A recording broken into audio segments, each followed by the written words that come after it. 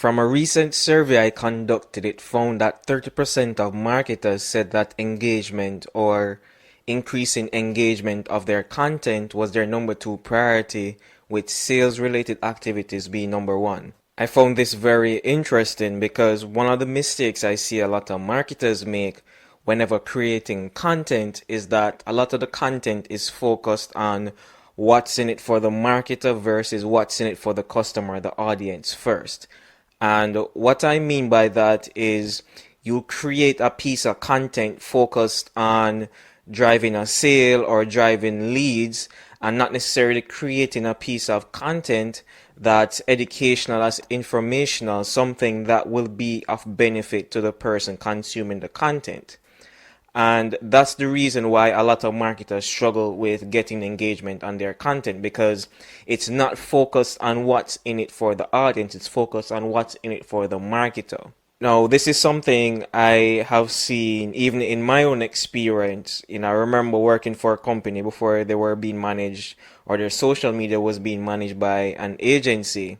and they weren't necessarily getting, first of all, they weren't getting much engagement, and secondly, the content that they were creating, were producing, it wasn't driving business for the company. When I came in, I actually created content first and foremost that will be valuable to the audience. And in this sense, it was content around solutions to challenges that the audiences had, creating answers in the form of content to certain questions that the audience had. And as a result of that, this company saw a drastic increase in engagement almost overnight. And also, it started to drive certain business results for them. So it's a simple matter of, if you want to create the type of content that your audience wants to engage in, you need to first of all think about what's in it for them. But in order for you to really know what's in it for them, you have to first understand your audience. So this means that being able to deeply research your audience,